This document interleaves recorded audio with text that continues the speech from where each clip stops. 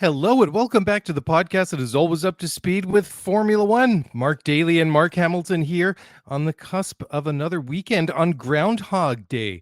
Hammy, how's it going? Do we know if Punxsutawney Phil, I think that's the Groundhog's Day name, do we know if he saw his shadow? And if he saw his shadow, does that mean winter or an early spring? I can never remember, but whatever. How the heck are you, my friend? I'm doing fantastic. Thank you so much for asking. And my gosh, man, it's crazy because it felt like the season just concluded and we're already one livery into the 2023, I guess, lead up to the championship. It's crazy, man. How are you? How's the family?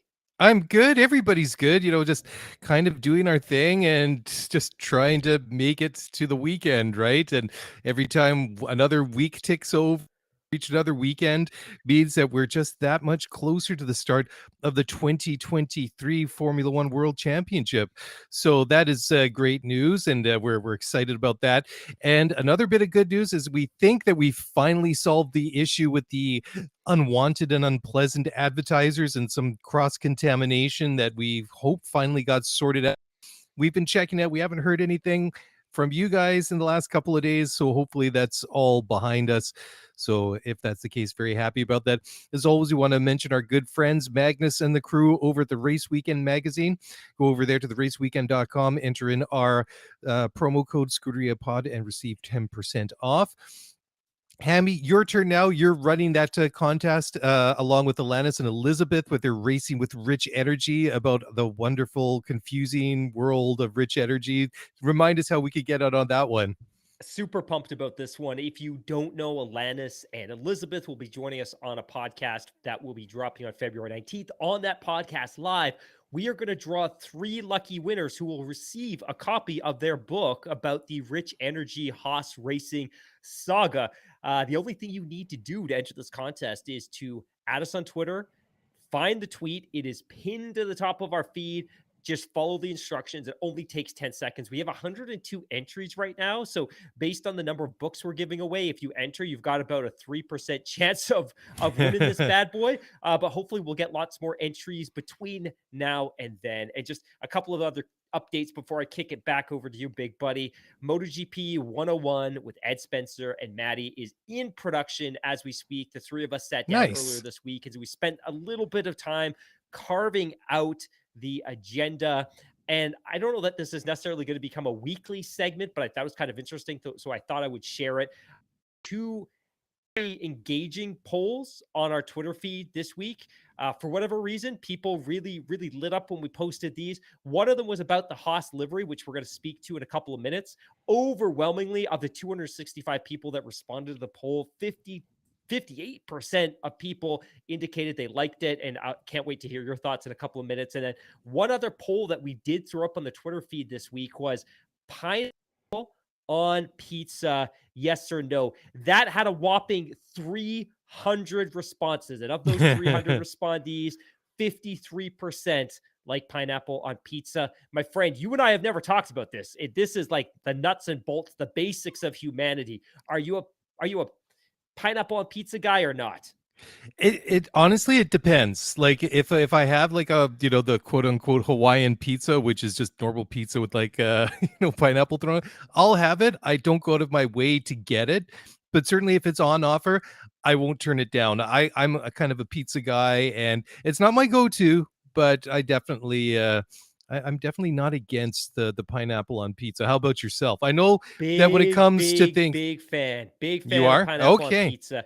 For me, the two absolute must-haves on my pizza are spicy jalapeno, and Nice. pineapple. In fact, I usually keep a container of sliced up frozen pineapple in our freezer. So whenever we are making pizza or we're pulling a frozen pizza out of the freezer, I can throw on a little bit of pineapple. But 53% of respondents said they like pineapple on pizza, which is not why people tuned in, but I thought it was interesting. I figured I would share it. Yeah, well, actually, when it comes to like the 2 toppings you mentioned, pineapples and jalapenos, I'm all about the jalapenos. I love jalapeno baby. peppers. Yeah, 100%. What was I going to talk about now? There was something else. I try to remember that was. Congratulations to Kimi and Mintu Räikkönen, who announced this week that they're having another baby. That's exciting. The Iceman. What's he doing nowadays? Wasn't he involved last year with like a motocross team or something like that? What's Kimmy up to these days in Formula One retirement? Well, he's been flirting a little bit with NASCAR, making his appearances over Oh, there. that's right. Obviously, he's Yes. Yep. involved with the motocross Forgot about that. team principal or maybe a part owner, but he's Something like that. Yeah. definitely been busy. And it's funny because I think when he walked away from the sport, my understanding was he would vanish from motor racing entirely. And while he certainly hasn't been active in the Formula One space, he's Mhm. definitely been involved. And I know he's spending a lot of time with one of his kids in karting as well, hoping to get another Raikkonen on the Formula One grid one day. And mark my words, I would assume that's a strong possibility. But yeah, very active, and congratulations to Kimmy and Mintu for the news of a forthcoming baby. Yeah, that's great news. So you talked about the Haas livery and pizza. Oh, that's what it was. So given the choice now, Hammy, this is like getting back to the real burning questions here. If you're offered two like fast food items or like snacky kind of like items like that, pizza and chicken sandwich. I know you're a chicken sandwich kind of guy. Which one are you going to? You can only pick one of those two Oh, things. You chicken got one. sandwich. Yeah, that's what I Spicy figured. chicken sandwich every time. As long Yeah. as it's got pickles on it, yeah, absolutely every time. What Yeah. about you? Pizza or chicken sandwich? I'd probably go pizza, but I love a good chicken sandwich myself. I have to admit, that could be on a certain day a very tough call. By the way, speaking of spicy or chicken sandwiches, I tweeted out the other day from the Scuderia F1 podcast Twitter account. I tweeted out that I was at Jack in the Box a couple of days ago, and Oh yeah, I yeah. had the Cluck chicken sandwich, which is their like big chicken sandwich, and we got a response from Jack in the Box Twitter account. He said, "Cluck, yeah." Which I thought was kind of amusing. And of course, I responded right away, like, bring Jack in the Box to Canada. But I didn't get a Exactly. response to Yeah, that. I know there's a certain Formula One podcast that wouldn't, mind. We've had some sponsor issues, advertising issues lately. I mean, maybe Jack should give chicken us a call. sandwiches? Is that what Pay you're us in chicken suggesting? sandwiches. Well, that might be a little bit unhealthy, but it might be worth it. Anyhow, just getting back to the calendar, we've had one car launch this week with the Haas coming up on Friday. Tomorrow is Friday, isn't it? The 3rd, yes. Red Bull's doing their launch. Monday, Williams is doing their launch. Tuesday, Alfa Romeo. Then on the 11th, you have Alpha Tauri. On the 13th, you have McLaren and Aston Martin. The 14th on Valentine's Day is Ferrari. 15th is Mercedes. 16th is Alpine. The 23rd to the 25th is preseason testing in Bahrain. And then on the 24th of February, the final season of Netflix's Drive to Survive is going to air before Netflix goes the way of Blockbuster Video, if you kind of buy into that thing and some of the things going around online. But we'll talk about that later. Save it for Sunday. The Netflix discussion, we will have that in a couple of days, but we'll get that. We'll get to it because that's a bit of a juicy one. So total laps completed by the 2023 Formula One grid. So this is all the drivers in the cars, all the laps that they have done in Formula One over the years, leading the way at a very impressive 19,153 laps.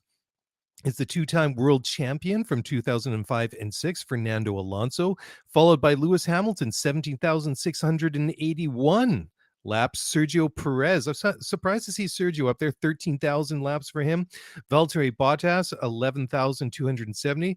Nico Hulkenberg, 9,326. Max Verstappen catching up quickly at 8,500. Carlos Sainz has almost driven the same amount of laps as Max.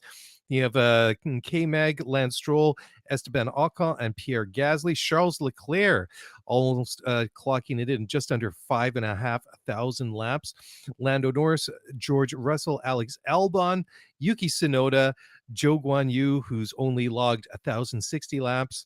And then you have Nick de Vries, who has clocked in at 53 laps. Of course, that happened at Monza last year. And the last two drivers that we have is Oscar Piastri and Logan Sargent. Neither of them have been in a competitive Formula One race. and they will open their accounts in just over a month from now. So that's a kind of a cool stat. So before we get into the news of the week, we've got an email here from Phil Amato from Adelaide, Australia. And Phil has to say, hey guys, just finished Lucky, the F1 World According to Bernie. It really is worth a watch. It reminded me of all the politics of Formula One all those years ago. I was only 12 or 13 years old back then, and I really didn't understand it at all. If you know me by now, one of my favorite episode was episode 5. It is the 1986 Adelaide Grand Prix held in Adelaide, Australia on November 16th, 1986, and was the final race of the Formula One Championship that year. And I was there in the stands. Alain Prost won the race for McLaren, securing the 86 World Championship title. Prost's victory was the culmination of a season-long battle with his teammate and rival, Nigel Mansell. Mansell, who was leading the championship before the race, had to retire due to a tire failure. The 86 Adelaide Grand Prix was remembered as one of the most dramatic and intense races in F1 history. What an amazing sport. Those guys were very brave back then. Be prepared for some very sad memories as well.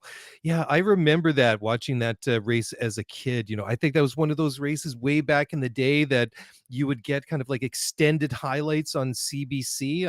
I seem to remember watching a lot of races with my dad back then, and I think they'd all be compressed into about an hour. But I certainly remember that moment when Nigel Mansell's tire exploded, and I was a huge. I mean, he was like the first driver as a kid I really started to cheer for, and I just felt after that race, will this be that one moment that we'll always wonder? Would Nigel Mansell, was that this is one chance to win a championship? Took him another 6 years, but he finally did get his chip in the end. But interestingly, remember last week we said I think we basically said, you know, hell would freeze over before we would want to sit down and watch, you know, a Bernie Ecclestone documentary, basically, you know, all put together by Bernie. But interesting, Phil basically saying that's really worth a watch. So I don't think it's not available here in Canada, is it, Hammy? Right? Where Not was it? that I know No. of. Not that I know of. Yeah, I mean, you could go to some of the darker corners of the interwebs, and I'm sure you could find it there. But where was it that you saw it? It was available in the UK, right? Was it to stream, or was this on like ITV or Yeah, it was to BBC or something like that? stream. It was to stream, and Yeah. I think was it the UK variant of Paramount Plus, Well, maybe? let's not use variant. We've heard that word way too much in the past two and a Okay. half years. But go on. The UK version of what was it? Sorry, I had to say The that. UK version. Yeah. I don't know it off the top of my mind, but I'll make sure we find it out so we can make sure we can mention it later in the show. Yeah, yeah. Okay, that's yeah, it's sort of evading me. So maybe it's worth checking out after all. Okay, let's get into some of the news. And there's been Sorry, some. Discovery Plus. Discovery Plus. That's Definitely it. not That's right. Paramount Plus, Discovery Plus. There you go.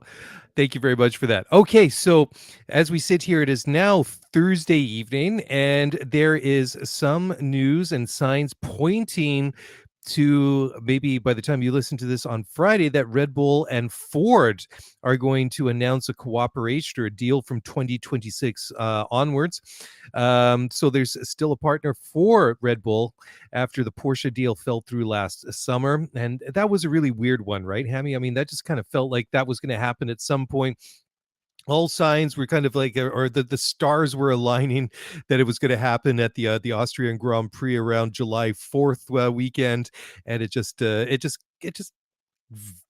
disappeared like a puff of smoke. Anyways, so the details at this point are not known. This is just all speculation and rumors, but interesting. If this happens, this will be a huge deal if Ford come back into Formula One. And I'm not really all that knowledgeable about these things, but is Ford the largest automaker on the planet, or they got to be in the Believe top? Toyota. Yeah, they're Is it certainly in the Toyota? top Yeah, 5, but it's yeah, yeah. typically Toyota. And Yep. I Okay. couldn't agree more. This is super exciting. And the article that you and I are referencing here is from Andrew Benson, the chief F1 Yep. writer at the BBC. And he writes, Ford will join forces with the team from 2026, part funding the engine Red Bull are already designing for the new regulations to be introduced that year, 2026. The agreement is expected to be officially unveiled at Red Bull's 2023 season launch in New York on Friday. Red Bull, who will continue to use Honda engines in Formula One until 2025, declined to comment on the deal. Negotiations between world champions Red Bull and Ford were first reported by the BBC Sport last month, and the agreement leaked via the Italian media on Thursday. Ford had sent the information to news agency ANSA. It was published in error before being withdrawn shortly afterwards. It will be Ford's first factory involvement in F4 since 2004, after which they Hmm. pulled out following the sale of their Jaguar team to Red Bull. So that's the other really interesting thing about this is for a minute the fact that you've got this big, huge American-based OEM, and it might be American-based, but Ford has a huge presence in Western It's a Europe and global other parts of brand. the world. So it's Yeah. a global brand. Yeah. But it's interesting because, of course, Ford's last kind of factory team was Jaguar from 2000 to 2004. And when Ford sold that team, they sold it to Red Bull. In fact, Red Bull is still based at the same base, the same factory in Milton Keynes that Ford was operating and that Stuart Ford was operating before that. So it kind of, Ford's kind of going full circle. They let the team go. Red Bull had immense success with Renault, has had immense success with Honda. The Honda deal is kind of coming to an end, and then Ford is re-entering. It's going to be crazy. And I think, and we don't know all the details, and just an FITU should definitely title this podcast Ford coming back to F1 question mark or exclamation mark, because I think that's a really great tease to get people to listen to the show. But it's understood that because Red Bull has made such significant process, at least with the internal combustion engine side of the power unit for 26, that Ford's involvement will be injecting expertise and financial capital to support the electrification of that power unit. So it will presumably be badged to Ford Red Bull powertrains engine. Again, we don't know. We don't know what the marketing of the team is going to look like for the next few years while they continue to run a Honda power unit. I'm hoping, I expect that we would learn more. It's very possible that those Honda badges that we were so excited to see reappear on the Red Bull at the end of this year might vanish, and it might become a Honda built, developed, shipped power unit with a Red Bull powertrains tag on it. It's all very, very interesting, and we'll find out all of the additional details tomorrow. But my friend, your first impression, it's been 2 decades since Ford's been involved in F1 in a meaningful way. Are you excited to Yeah. see them coming back onto the grid? Oh, absolutely. I did not realize it had been that long, 18 years since they broke off and sold off Jaguar. That is amazing. I'm just trying to think though, Mark, going back and I mean, like you say, it's almost 20 years ago. What were those engine branded as? Were they branded as Ford? Was it Jaguar Ford, or were they Ford Cosworth engines? Because that name, Ford Cosworth or Cosworth, is such an iconic name when it comes to Formula One. And you know that retro is in, retro never goes out of style.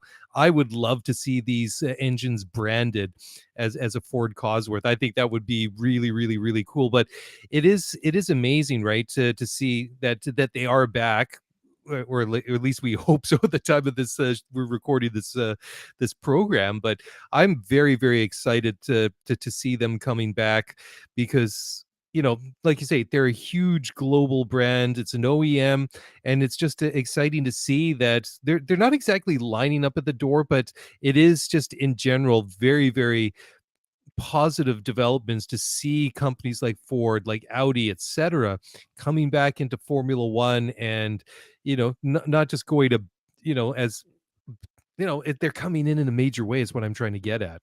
Referencing Wikipedia to answer your question for a few Hmm. minutes ago, in 2004, Jaguar Racing rocked a Cosworth CR6. Okay. Jordan Ford rocked a Ford RS2, and Minardi Cosworth rocked a Cosworth CR3L.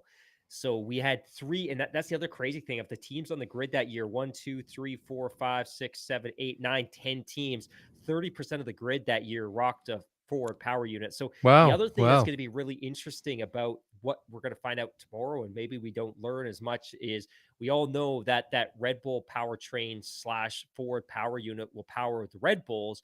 We don't really know yet what's going to power the Alpha Tauris. We have to assume it's going to be the Red Bull powertrain because it's the parent company, and it would make sense that you're going to create that unification between the two. But it could always be that maybe Honda ends up powering an Alpha Tauri, or Alpha Tauri is spun off, which is kind of my dream.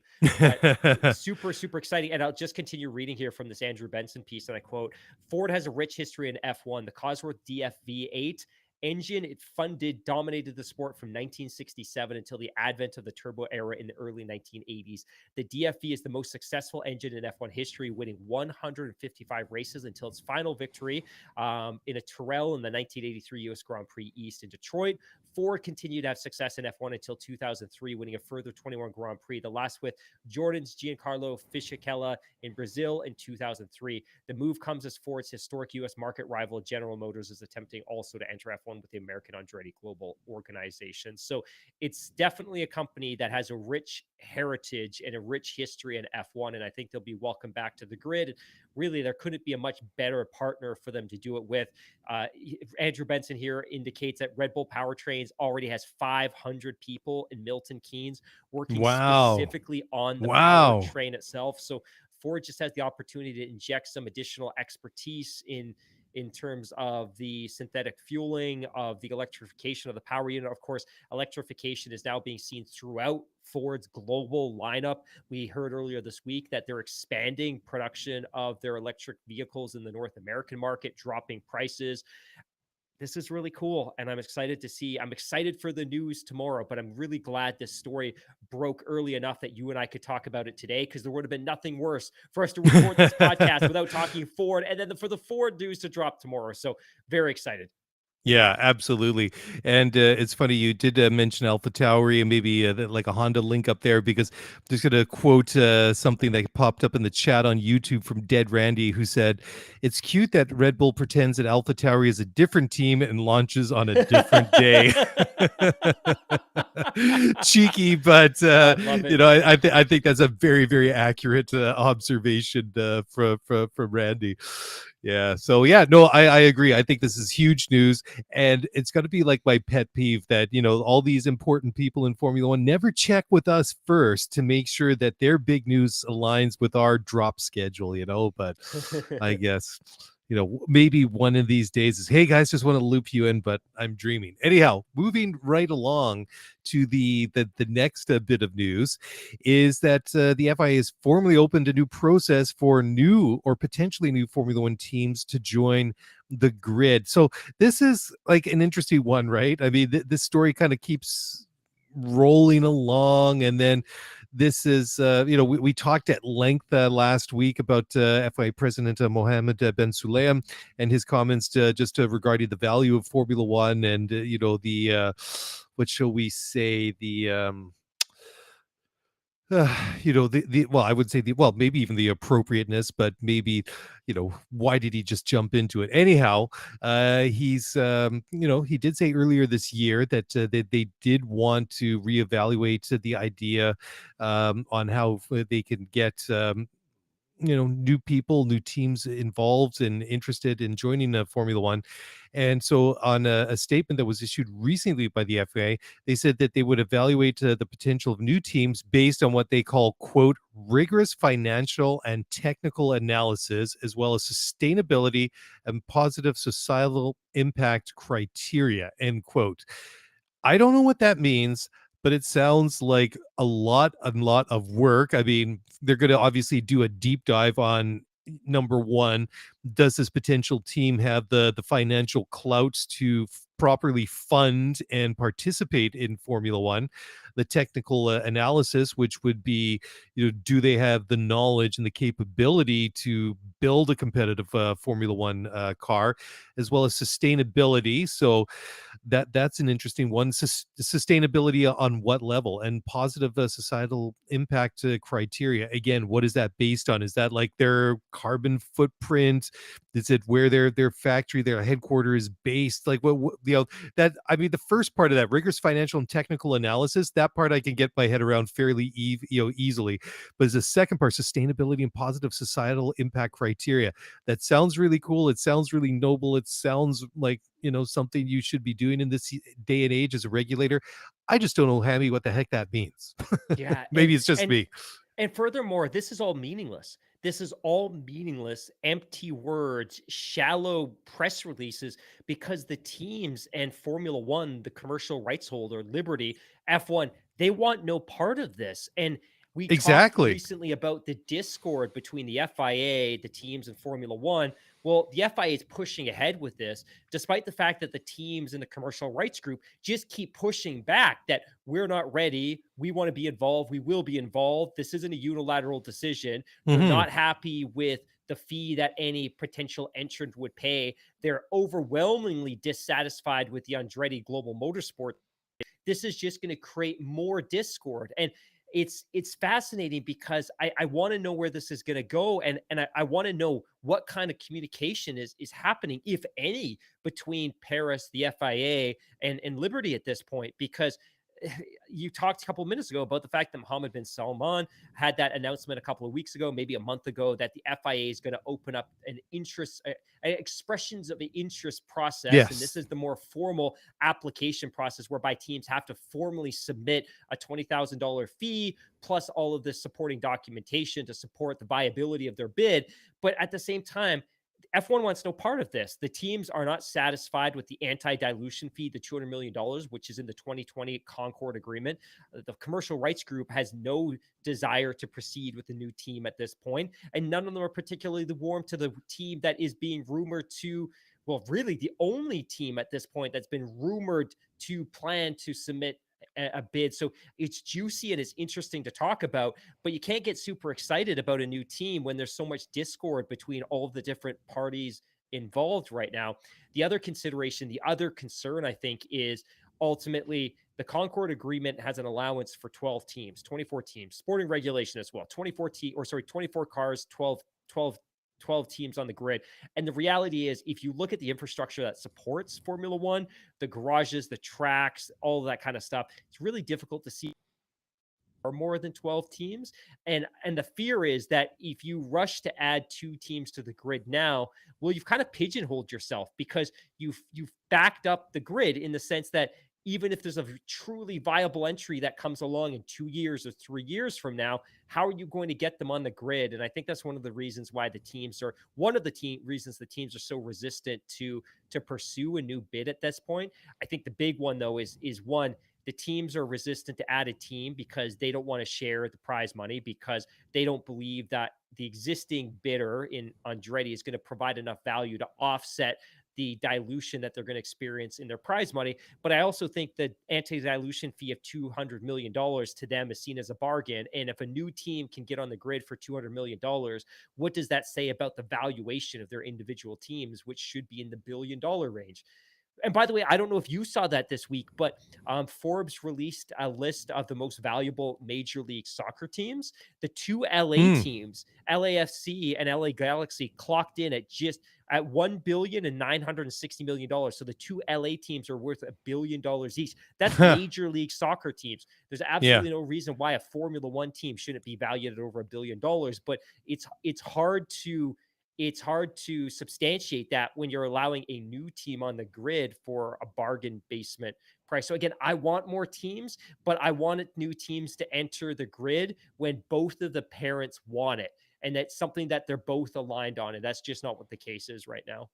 Yeah, I mean that's just it, right? That's to me is the heart of the conversation. It seems that you have the regulator on one side, and then you've got Liberty and the Formula One teams themselves on the other side. And it seems that it's not just a little gap. It seems like there's a giant yawning chasm. Yeah, exactly. They are just miles and miles apart. So why the FIA keeps like issuing these statements and keeps bringing this up week after week is just at this this point, I find that just a little bit bizarre, because I'm not really sure. Well, I mean, I kind of see what their end game is because they want to get a couple more teams into Formula One. It's just, why do they seem to be pursuing this publicly when there is this yawning chasm between the two of them? I So couldn't agree yeah. more. Like, why is all of this playing out in public? Like, how hard, and I'm faulting everybody here, how hard is it for the commercial rights group and the teams and the FIA to have some closed door meetings? More scary is perhaps those things have happened and the Hmm. FIA continues to, like you say, issue these public Yeah. proclamations and these invitations for an expression of interest to join the sport. And now this formal application process, it just, it looks good. It looks really, really bad on the sport that there's such discord right now, Yeah. especially given the fact that again, and I was thinking about this earlier today, and I apologize, I'm stuttering a little bit, but I was thinking about this earlier today, that all of the great stuff that's happened to Formula One in the past 3 or 4 years has really been engineered by the commercial rights holder. The Netflix Oh deal, the yeah, yeah, YouTube deal, the 100%. Yep. development of the app, the social media presence, all of that stuff has been engineered by the commercial rights group. That the FIA, in a sense, has been just kind of along for the ride. And I think they've done more damage than they have good. If you look at the fallout from Abu Dhabi and the issue with the driver jewelry last year and these ongoing disputes, the fact that the FIA continues to dominate all of our conversation, that in spite of the FIA, Liberty's got the sport in a really, really good place. And I just wish that the FIA and Formula One could solve some of these issues quickly and effectively behind closed doors. Yeah, it is interesting, right? I mean, the FIA as the regulator, they sort of kind of have to be along for the ride, but I mean, they have their own role, but it's just like, to me, it kind of feels like they're almost stepping out, trying to be more than what they're supposed to do as a regulator. But like I say, I just find it a little bit funny. But I love how you use the word proclamation. I kind of had this image of Mohammed Ben Sulayem walking through the streets of Paris. I guess that's where they're based, right? With a bell and a big scroll saying hear ye," in his role of FIA town crier. But yeah, I mean, that's I think proclamation, I think, is a great way to to Galen, describe we it. are so overdue for a break, by the way. That's fine. We'll keep pushing along here. I'll insert one in somewhere sneakily in the first 15 or 20 minutes That's the after the fact, because post-production that's, magic that people don't you know realize it, you do. baby. Because I'm all like excited now, because I'm looking at the first pictures of a real 2023 Formula One car. Sure, it's a Haas, but Hammy, on a scale of 1 to 10, 1 being the lowest, 10 being the highest, where does the Haas rate for you? I'm looking at the pictures. I've been going through the gallery on the Formula1.com website.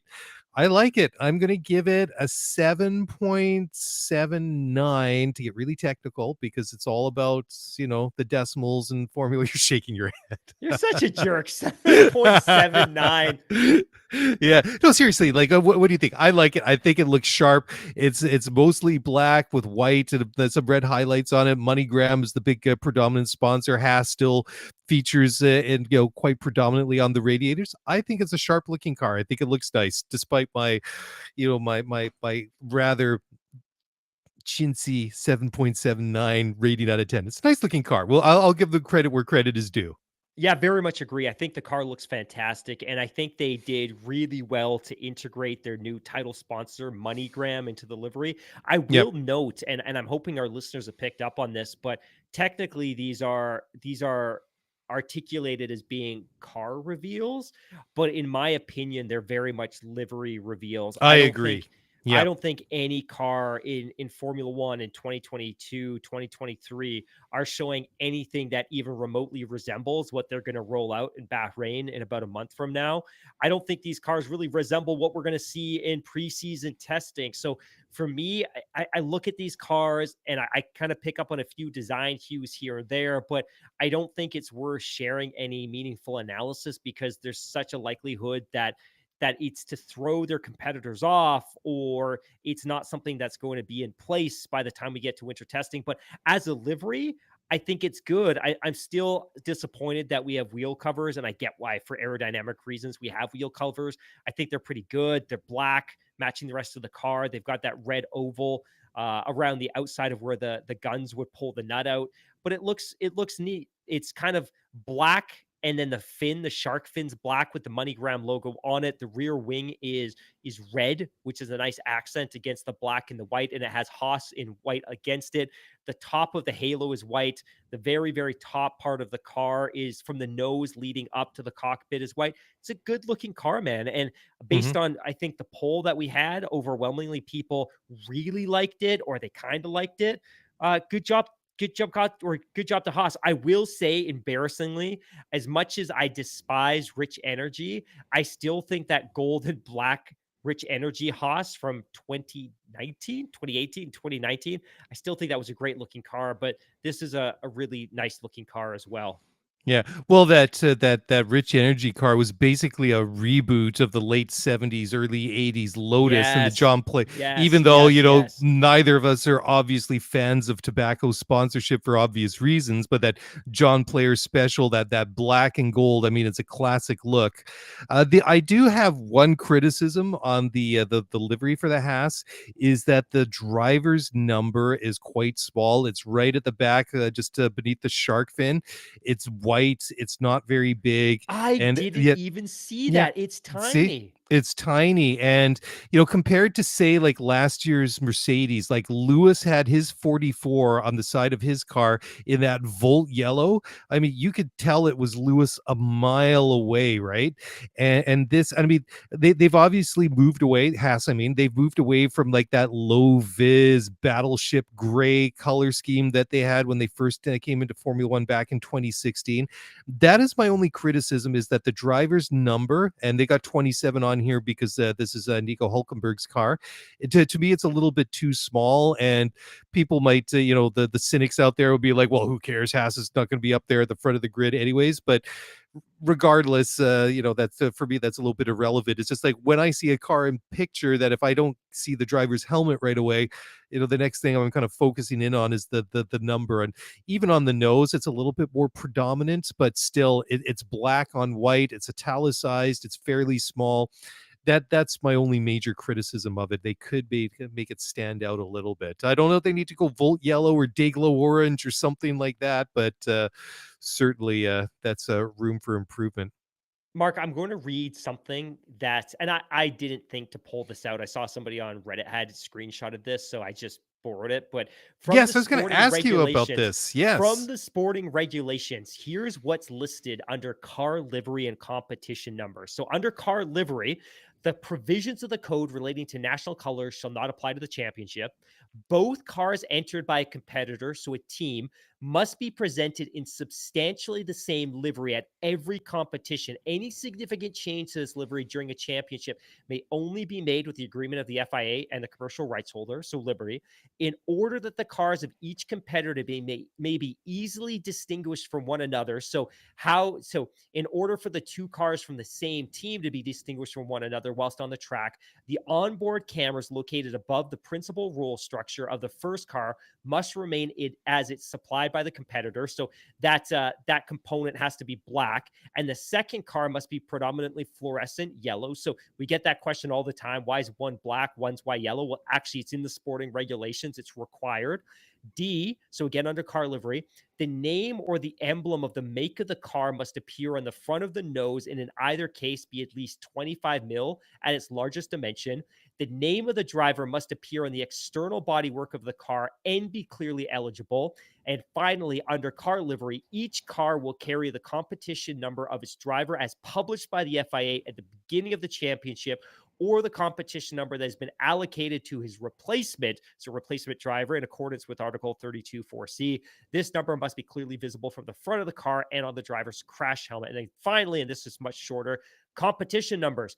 Prior to the start of the 2014 Formula One World Championship, competition numbers were permanently allocated to drivers by ballot. Such numbers must then be used by that driver during every championship. A driver's career in Formula One will be deemed to have ended if he does not participate in a competition for 2 entire consecutive championships. Any new drivers, either at the start or during a championship, will also be allocated a permanent competition number, blah, blah, blah. So the main takeaways here under car livery is that the team's 2 cars must be substantially similar. If they want to change the livery, they need to get an approval from Liberty, and they need to get the approval from the FIA. In order for the two cars to be easily distinguishable, the onboard cameras have to be black, one has to be fluorescent yellow, and the name or the emblem of the make of the car must be on the front, and the name of the driver must be eligible or legible on the external bodywork of the car. Yeah, all those things make sense. And then I think that was like one of the things last year is like, why is Lewis rocking the colors, the fluorescent yellow, which is, clearly meant for the second car. I guess Lewis just really wanted that Volt yellow, that fluorescent yellow, which I think looked really, really good. But yeah, I mean, none of this is a real surprise. But just talking about like the competition numbers now. So is it 2014 when they switched to these personal numbers? Am I reading that correct? Because I mean, they've been around for a while now. Before it was just they had their assigned numbers, but afterwards they because Lewis has 44, Lando has 4, Charles is 16, and Max went from 33 to number 1 as world champion, which was like the traditional thing was that each driver would have whatever number they'd been assigned that year, and Ferrari always had 27 and 28 as a tribute to Gilles Villeneuve, who was killed at Zolder in 1982, and those are the numbers that they had that year. And then they kept those numbers for decades afterwards, right, as a tribute to Gilles. But yeah, I guess, was it 2014? It must be, if I'm reading that correctly. If so, that kind of blows my mind a little bit, because those personal numbers have been around a little bit longer than I actually realized. Anyways, Hammy, let's take a real break right now. When we come back, there's a lot more to talk about. And there's a little bit of tie-in with Haas, and we'll get to that in a moment. So don't go away. We'll be right back.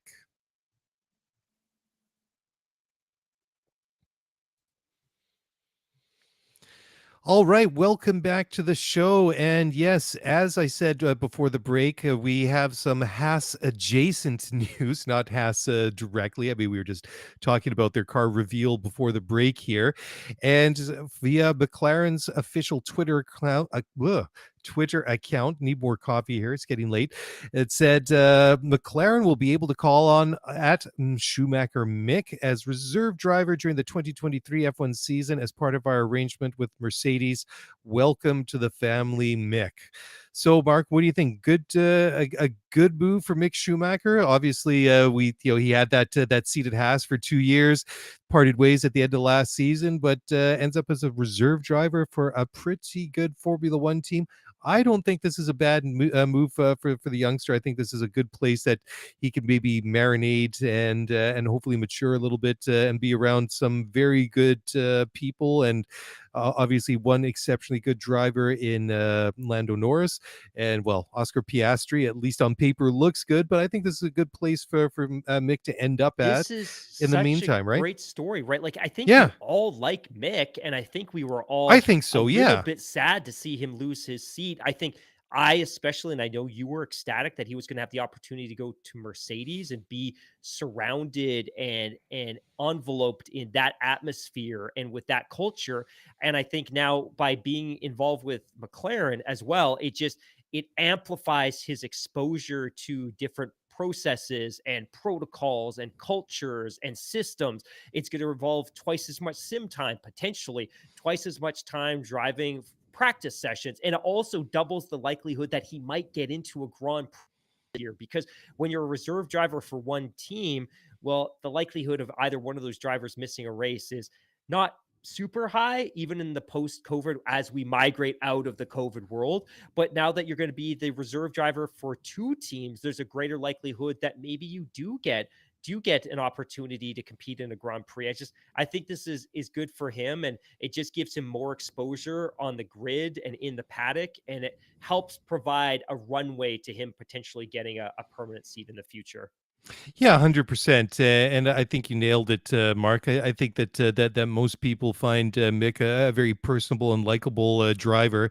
And I mean, we can go down that rabbit hole about his time at Haas and just how that obviously didn't work out. But the mechanisms just weren't there to really help him develop and go as far as he could, right? and we don't really know. Maybe he did hit the ceiling, right? I mean, I don't want to necessarily throw shade at Haas, but maybe he had hit the ceiling. But I mean, he's still a young driver. He should hopefully get that opportunity to mature now, and like you say, be exposed to so many different people and so many different processes and so many different opportunities to help develop himself as a driver. And be a reserve driver, like you say, for two teams. That's got to be, I don't think I've heard of that one before.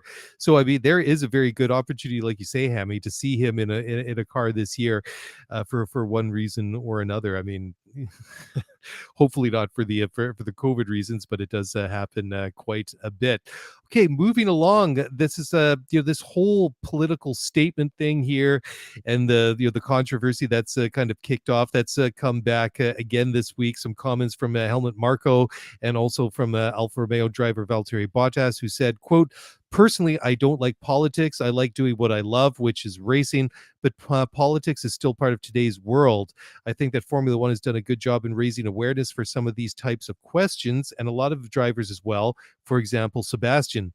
I don't know why the FIA wants to control us. I think we should have the right to speak out about whatever we want to. That's how we see it, but we'll see what happens. End quote.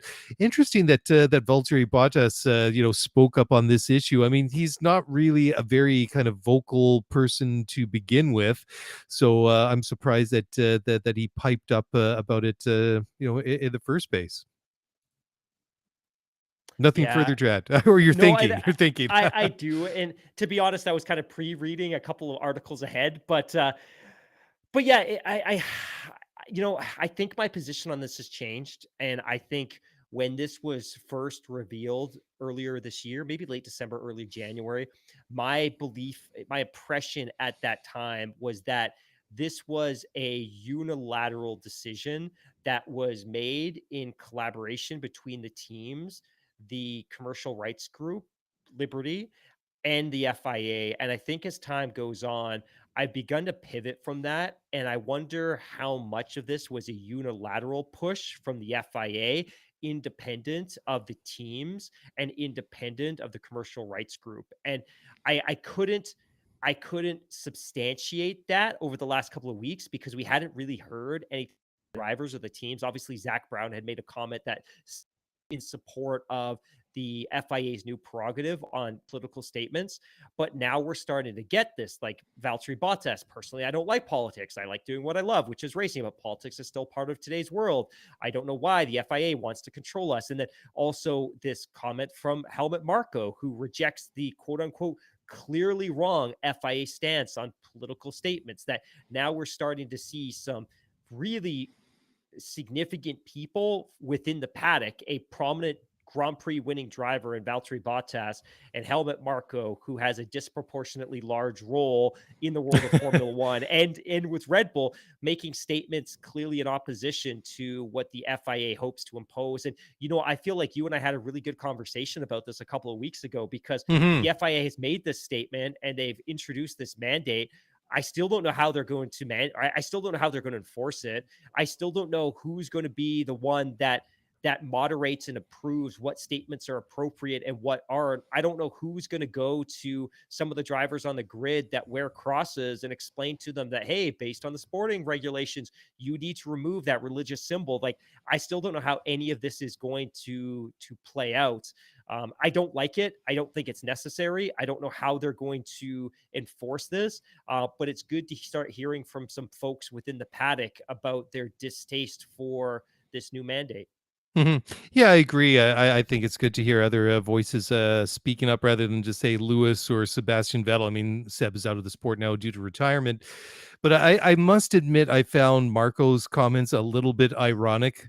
He said, in a quote Yeah, to that's true. RTL, he says, quote, this decision is clearly wrong. Drivers are responsible citizens who are in the global public eye and know what they have to say. In general, we are a democratic society and everyone can express their opinion, end quote.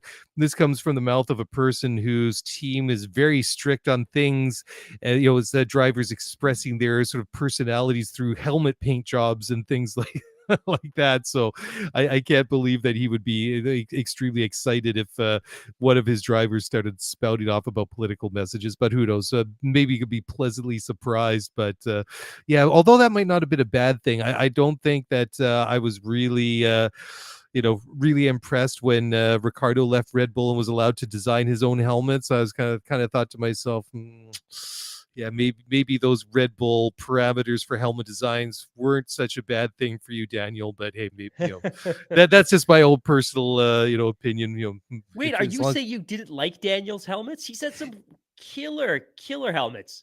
Yeah, I mean, so like the one off that they had when what was it last year or the year before when McLaren had that special livery at Monaco, that was a cool helmet. But his kind of like just sort of like I guess it's kind of like an '80s kind of retro throwback, which I'm usually good with because I kind of got like a thing about the '80s and that kind of look. But just in general, I don't find his helmets like really exciting. It just doesn't do it for me. But hey, if he likes it, then I guess that's all that that really matters. Man, this is one of those times when I think you and I diverge. And don't forget that Daniel also had a Kobe Bryant tribute helmet at one point as well. I think he's had some great lids. Oh yeah, yeah. I mean, like the tribute ones and some of the very like special one-off ones. Oh yeah, absolutely. But like it's just sort of like basic one that his sort of baseline one, if you want to call it that. That one doesn't really do anything for me very Okay. much. But We're well, allowed to we'll see. disagree. We're We're allowed allowed to to disagree. disagree. Note this date and time because people Two criticizes that you Canadians guys disagree. we always agree with each other. So there you go. There's a first time for everything. Okay, so moving along. Next article comes from the official Formula1.com website. And who is Alessandro Aluni Bravi and why is he now a senior role with the Alfa Romeo squad? This is just one of a couple of stories about Alfa Romeo that we're going to talk about. But there's a picture of Andreas Seidel standing beside this very, very sharp looking guy who looks very focused and very professional. So tell us more, Mark Hamilton. Who is this new name? You tell me. Dude, you're the I one that did the show outline, but yeah, I'm yeah. I'm curious.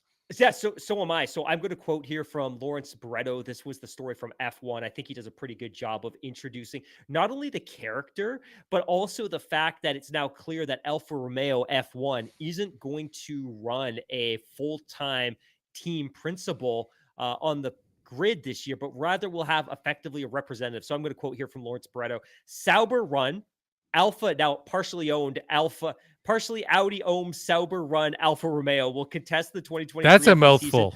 without a formal team principal, with new CEO Andreas Seidel giving Bravi a more expansive role as team representative, quote unquote.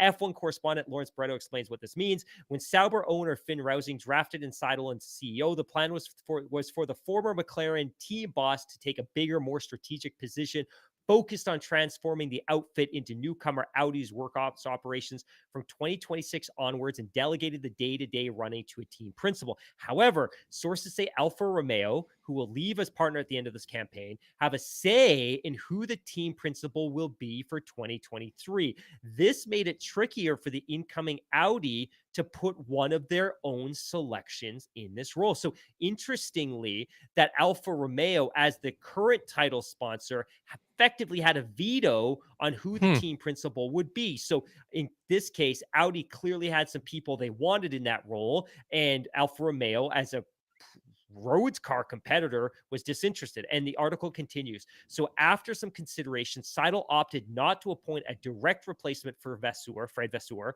who will lead Ferrari in 2023, and instead create a flatter structure for the season. They can then evolve it again next year if required. With that in mind, it made sense to extend the remit of Bravi, who was made managing director last year, which put him in charge of finance, IT, marketing, communications, and HR, who is well regarded by owner Rousing and Seidel in the short term. A lawyer by trade, the Italian has extensive motorsport experience, including holding the role of team principal and managing director of then GP2 squad Trident. He's been involved in the Sauber setup since 2017 as part of the board and has management experience, including with Robert Kubica. He knows how the operation works, is articulate, and has the skill set to take on the responsibility of representing the team in official functions such as being the spokesperson at the track, being plugged into engineering briefings, and being across the race weekend operations, being across the race weekend operations, including the comms on the pit wall. So again, this is quoting from Lawrence Barretto at F1.com.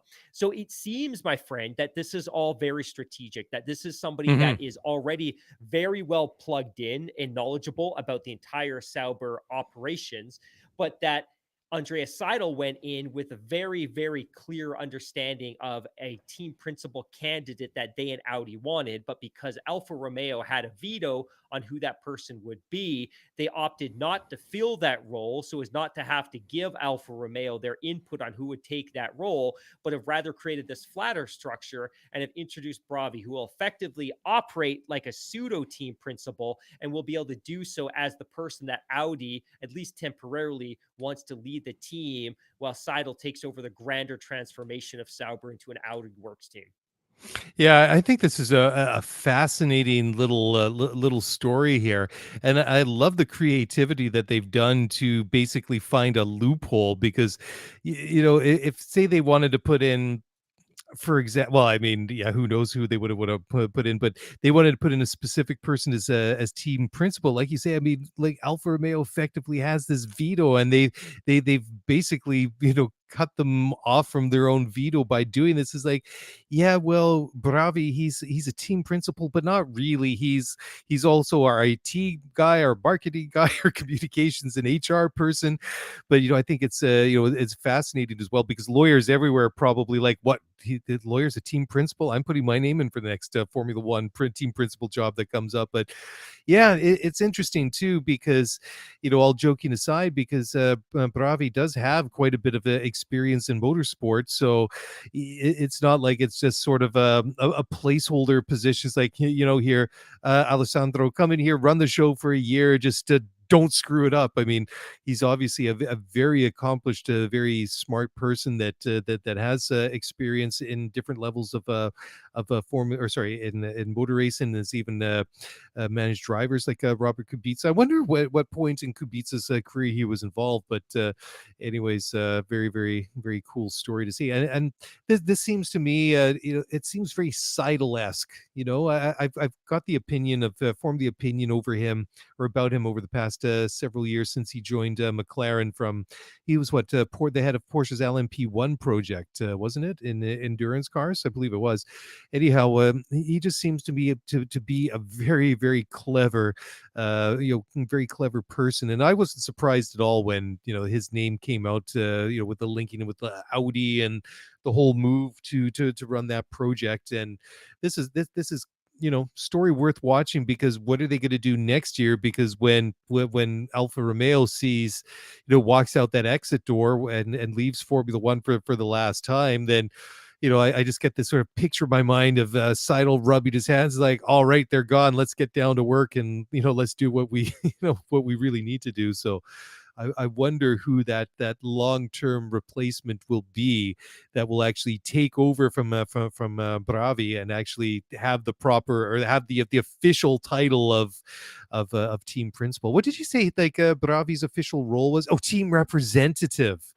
Yeah, isn't that's a tricky play on words. I like it. Definitely one to watch going forward. So, Alfa Romeo Formula One team has announced a co-title partnership with Steak, and that is not the steak that you throw in your barbecue. This is Steak, Stake. I do not know them at all. Let Oh, me they're, let me take yeah. this one, Daily. Is it a So crypto? Is it crypto? No, it's cryptos are like, not, it's not, but it's not a they lot were the better. thing 10 months ago. Cryptos were Yeah. the thing to have as an advertiser in Formula One, but So I'm going to you roll know, my eyes at this because Stake defines themselves as a lifestyle company, but at the end of the okay. day, they're an online digital gambling platform, and Okay, so how they are they reframing that, like, to a lifestyle company if they're like an online casino? Like, I how do think they it's make that because of leap? their collaboration with celebrities and online influencers. And I get frustrated Hmm. because I'm not a big gambling fan. I don't gamble. I don't have issue if people enjoy gambling and it's exciting for them and it's fun for them. I don't like it. I'm still a little bit uncomfortable with how close gambling has become to major professional sports. Like I've said before, I'm a huge Drake fan. Drake is a huge partner with Stake, Stake. But it looks like they're going to become a co-title sponsor with Alfa Romeo, at least for this year. So it'll be effectively Alfa Romeo, Team Alfa Romeo Stake F1, which is a bit of a mouthful in and of itself. But I think choice between a gambling digital betting site and a cryptocurrency site, I would probably take the gambling company, but I'm always a little uncomfortable when the proximity between gambling and professional sports gets quite so close. But it's become normalized. Obviously, I think professional gambling in the UK and in Western Europe, as it relates to professional sports, has been commonplace for decades, and it's becoming more common in North America. And presumably, it's closely regulated and governed, but it's just a personal thing. I'm just not a big fan. But yeah, Stake is a lifestyle company that specializes in online gambling and sports betting. Yeah. The one thing that I've always had an issue is, if you watch like in the English Premier League soccer, and you see like the teams, like their shirt sponsor is like a betting company. I always that's never really sat quite right with me. I And like I you've can, been to like in yeah. stadium betting, like you Yeah, can yeah, do betting exactly. Yeah. on the concourses at the stadiums in the Premier League. Yeah, I've got a bit of like a bit of an issue with that. I mean, I guess it's one thing if it's like on those electronic signboards around the side of the pitch, or it's like like an advertisement on the concourse or something like that. But when the players have it like on their shirts, and yeah, I don't know, that I just doesn't sit well with me. That bothers me to a certain degree. So yeah, I don't know. Like we talked about it before, that we're not really big fans of the whole like crypto thing in Formula One. I mean, that seems to really have gone off the boil awfully quickly. I mean, you and I are old enough to remember the dot-com bubble that burst, Absolutely. like pretty much what it was about 20 years ago to the day, more or less. I mean, it was early, 2000s, right? And these whole crypto things, has a similar feel to it, because it seemed like it was going, like it was happening all the time. It was like every other week. It sounded like for one Formula One team or another was announcing a partnership with a crypto. So, yeah, I don't know. Don't know if this is an upgrade or not. There Okay, is, though, there is a much more positive Sauber story coming up. Do we yes. have time before the next Ye- break? We can of make this one course. quick. Yeah, So okay. as we've discussed so many times in the past, Sauber has declared a quote unquote important milestone, as in January, Audi has officially acquired a minority stake in the company ahead of its full-fledged works entry in the sport in 2026. So as we've discussed a couple times in the past, and as has been reported, Audi will slowly ramp up its ownership stakes in the company until it takes on a majority stake at some point in the next couple of years. January represents a milestone because it was the first phase of that ramp up in ownership. So Sauber had announced via press release a couple of days ago that that Audi has made their first payment, and they now own a not insignificant, though still minority chunk in the business. So oddly, the Sauber Alfa Romeo Stake F1 team is now partially owned by Audi. Now, of course, Alfa Romeo branding will drop off the car next year, but in the meantime, the Ferrari powered Alfa Romeo branded Sauber Formula One team is partially owned by Audi. Hmm, that's just confusing. The world of So Formula what is? One, man. Yes, that it is just so Formula One at the same time. So, I've been very excited to watch and listen to this story of Audi coming into Formula One for all these weeks and months that you and I have been talking about it. Are they going to be like? How much will they take up in ownership in Sauber by the time it's all said and done? Will they become just like majority owners, that they have like 51% of the shares, or are they going to buy them out completely? That's one thing. And I haven't informed myself, so maybe that's known out We there. don't we don't We don't officially know, but I think what's been okay. reported is that they expect to take on 75% of the equity in the company. So Yeah. a very significant majority position. I think Finn Rousing intends to keep 25% of the Sauber group. Mm-hmm. And where's Peter Sauber in all of this now? Is he just retired? Yeah, he must be pretty much at this point, isn't it? Okay, so let's take one final timeout. When we come back, got a couple more stories to talk about tonight before we turn off the lights for another week, and we'll do so in just a moment. So don't go away. We'll be right back.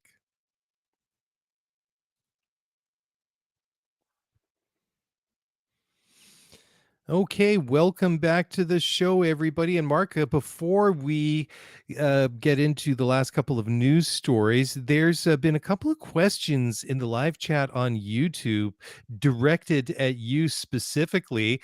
And obviously, you can't see it because you're looking at your monitor, but about some of the things that we can all see over your right shoulder. Especially there's a little bear. Everybody wants to know about the bear tonight. So can you expand on that? There's a big smile there, so there's obviously a story. So let's hear it, Hammy. Yeah, so that bear, and actually I should have the live chat feed up, but there's a Japanese toy company that makes a line of products called, I can't ever remember if it's Bear Brick or Brick Bear. I'm double checking right now. Bear Brick. They make a series of these Bear Brick plastic toys. And they come in 3 different sizes. They come in what they call a 100% size, which is probably a couple of inches. They make a 400% size, which is probably, I don't know, 5 or 6 inches, and then they do a 1000% Bear Brick, and that's what this is. And it's probably I'm looking over my shoulder here, 2.5, 3 feet tall, but they Mm-hmm. do a variety of different ones, and they're usually super limited releases. They're collaborations with design houses. There could be a collaboration with Disney or a movie company. And the one that I have was a collaboration with Drake and OVO that was released a couple of years ago. Interestingly, the drop happened at 9 a.m. on a Friday morning, at which time I was scheduled with a vendor partner at work for a very important annual QBR. I paused the QBR. I paused this QBR, left, got on the site, refreshed like crazy, managed to get it in my basket, bought it, and then resumed the meeting. So not my proudest moment, but I was very ecstatic that I could get it. And if anyone wants to Google it, it's Bear Brick, BE, the @ symbol R, BRICK, Japanese toy company. I think it's called Medicom, and they produce a series of these. Some of them are worth tens of thousands of dollars, tens and tens of thousands of dollars. This one, during the crazy fanatical collecting spree, when both the governments in Canada and the US were pumping cash into the economy the last couple of years, this one I think at one point was close to about $10,000 in value. It's collapsed now back to Wow. about 2 or 3. Paid $700 for it originally back in 2019, but very popular collectible toy. And I've been waiting eagerly because I'm assuming that there's going to be a Bear Brick F1 collaboration at some point in the near future. Oh, that'd be pretty cool. That would be really cool. All right. Well, that's good to know. So let's move on now. The story everybody's been asking about, not really, but this is fun to talk about anyways. This comes from Planet F1 and Michelle Foster's story. Lance Stroll wants Fernando Alonso's pushy side to help bring out his best in 2023. So Lance, of course, has been at Aston Martin for a couple of years and previously was Racing Point. He has been partnered up with Sebastian Vettel for the past 2 years, and Seb, obviously a 4-time world champion. What with Sebastian retiring at the end of last year, that left an opening in the team, which was filled by Fernando Alonso, and he's coming to race for them next year. He's got a couple of chips under his belt as well, and the team believe that Fernando is the perfect person to really help drive their Formula One project forward as they continue to pump money into everything, especially with that new state-of-the-art factory, wind tunnel, sim, coffee maker, and etc. that they have. But Lance is also counting on Fernando to really push him along and really help bring the best of him out. I think that's kind of an interesting one because these two had a coming together at Coda last year. Anyways, Lance said in an interview with motorsport.com, quote, it's no fun when you're just kind of driving around with no one pushing you. I think what you want in a teammate is a guy that is at the top of his game. It means that when you get out of it, more out of it than him, you're really at the top of your game, and vice versa. When you're not getting the most out of it, it's not that you can just sit back and relax. You've got to try and work harder. I think that's what you want from the team at the end of the day, and also for them to know if you guys are pushing each other and always getting everything out of the car and the package, end quote. So there you go. So you agree, disagree? I mean, the one thing is Fernando, controversial figure. He's still proving at what, 42 years old, that he's still a pretty good racing driver.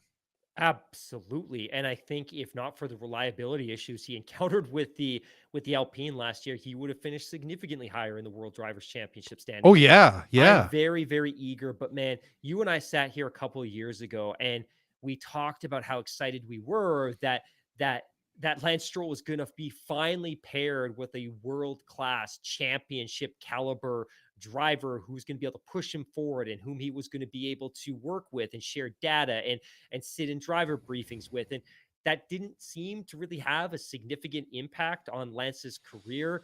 I hope for his sake that Fernando can light a huge fire under Lance, less so in terms of sharing data and telemetry and sitting in the briefing room, but simply push him on track. And I want nothing more than for Fernando to have a monster year and either put Lance in a position where he feels that he needs to compete at that level and it significantly amplifies his personal performance, or he falls off the map. Because I think there's a distinct possibility that Fernando Alonso can significantly outperform Lance this year, and that's not going to be good for his career. The one thing, just while we're talking about Aston Martin, I had a thought that occurred to me over the last couple of weeks. You know, Lawrence Stroll has been he's been a great, even though we haven't seen the success yet with Aston Martin on the track. I'm still convinced that he's doing all of the right things with this organization. He was very clear from the jump that he had a 5-year roadmap for this team, that he wanted the team to compete for world championships in 5 years. And he's been step by step building up this team. And by that, I mean investing in the factory and investing in the wind tunnel and recruiting the best people in the sport. He never said that this was going to be a 2-year journey or a 3-year journey. He was always very clear from the beginning that this was a long-term project and that he was going to treat it as such. So while some people, including myself, have been a little impatient in the last 18 to 24 months, I have to remind myself sometimes that Lawrence is investing in this for the long term and that they really had to start from scratch with this car and this team and the chassis.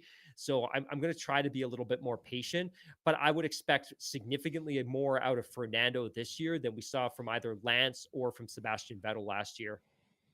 Yeah, absolutely. I think that's a really, really good point that you make. That this is a long-term and project, and also an investing project, if you want to call it that, for Lawrence Stroll as well. Because I mean, even though they had Racing Points, that was a team that just kind of like ticked along and just kind of went, where they were Force India. I mean, Vijay Mallya didn't really put in a ton of money. They kind of did some impressive things from time to time and definitely punched above their weight, but they never really, I think, reach the potential that not just for themselves but a Formula One team could reach. Because I mean, you have to remember that that Aston Martin and Racing Point have still been in the same facility that Force India was in, and it was old, it was small, it was just not anywhere on the same level as many of the other facilities than any of the other Formula One teams have. But having said that, Fernando, I mean, he brings a wealth of experience with him. And it's interesting that they say that he's the perfect person to help drive their project forward. Because I just can't help but I kind of have like a love-hate relationship with Fernando Alonso. I mean, there's no doubting what an exceptionally talented driver he is, but he's kind of had this.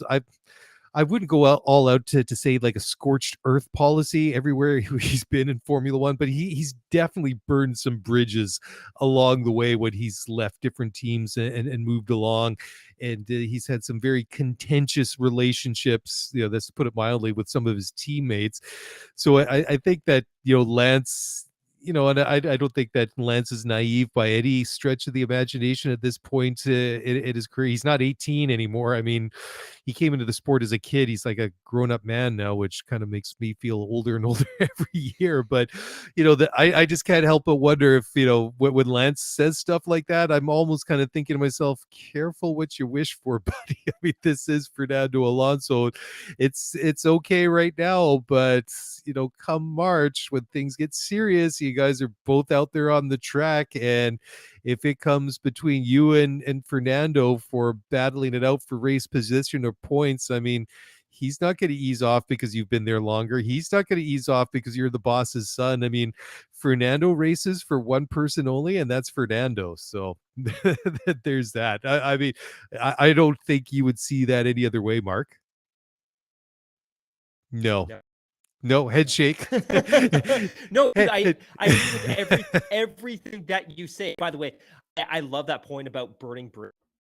That is, and we talked a little bit about this with Bird Pinkerton last summer about his ever so brief initial foray with the McLaren team back in 2007, and what an Yes. absolute nightmare that was. That he was threatening to take the team and reveal their Spygate misgivings to the FIA. And of course, that relationship burned out in a hurry and he almost quit mid-season. And then, of course, he goes back in a shock move. He goes back to McLaren. And of course, it's a disaster because the Honda power unit was a reliability nightmare. But he certainly burnt bridges everywhere he's been.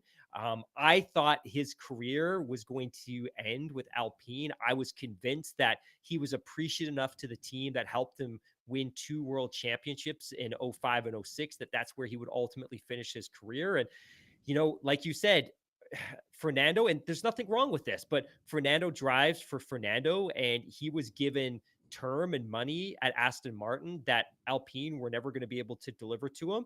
And he did the thing that was best for him. So cool for Fernando. And I can't wait to see how he performs this year, because like you said, as a 42-year-old, I still have more confidence in him than I do a lot of the drivers on the grid that are 15 years younger than him. Yeah, absolutely right. Yeah, and another fascinating story to keep an eye on this year. So, final story of the night, last and definitely not least. This comes from Sam Cooper over at Planet F1.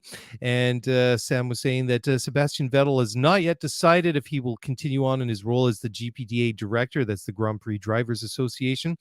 The drivers have given him until the start of this year to make his decision. If he does decide to step away, Alex Wirtz, who's the chairman and also former Grand Prix driver, Formula One Grand Prix driver, said that a vote will take place at the first race, European race, that is, at Baku later on this spring to find a replacement for Sebastian Vettel. I had no idea that Alex Wirtz was still involved in the GPDA. I know that he has been for many, many years, but I was surprised that he was still hanging on in such a capacity. It's a kind of an interesting little organization. I don't really know too much about what they do, but it's not so much a union or something like that, but it's just I guess the best way to explain it is it's a collaboration of the drivers to sort of speak up on certain interests or certain issues and defend their interests or whatever it might be. I don't know. Can you elaborate on that anymore? I think that's about the best way I can kind of distill it down and Yeah, explain it. I think that's a pretty good job. And I Yeah. think one of the foremost issues for the Grand Prix Drivers Association historically has been safety related issues. And Yeah. certainly they were quite vocal the first year that we were in Jeddah because of the sight lines. And I think the GPDA was very vocal last year when a tractor was brought out on track in Japan when there were still cars on the track, that certainly they advocate on behalf of all of the drivers when it comes to safety issues for sure. Hmm. Yeah, and Mark, I think we're at the point of the show where we've actually run out of things to talk about. While you've been, we've been talking, I've also been pulling up like things on the Bear Brick site, and I found a Vincent Van Gogh the themed one, a 1,000% one that goes for about 650 US. But they also have like I was just looking on a partner website of theirs that sells Daft Punk suits. So there you go. If you ever wanted to dress up like Daft Punk, there you go. You can head over to mtc.tokyo, and they got all sorts of like really cool things there. And I could spend a lot of money here quite quickly, so I should probably either focus on the show or close my browser before I reach for my Visa and start spending money. But maybe, who knows, maybe I'll have like a bear brick over my shoulder sometime in the near future. Hammy, before we go, good fun as usual. What is it you like to remind everyone of usually at this point of the week? My weekly spiel is, if you enjoy this show and you listen on Apple, please give us a rating and a review. And if you listen to us on Spotify, if you enjoy what we do, give us a rating. It means the world to both of us, and it does so much to help promote our podcast on those platforms. So if you can do that for us, and to all of you that have already, thank you so much. And to all of you that will do it soon, thank you as well. Yeah, we really do appreciate it.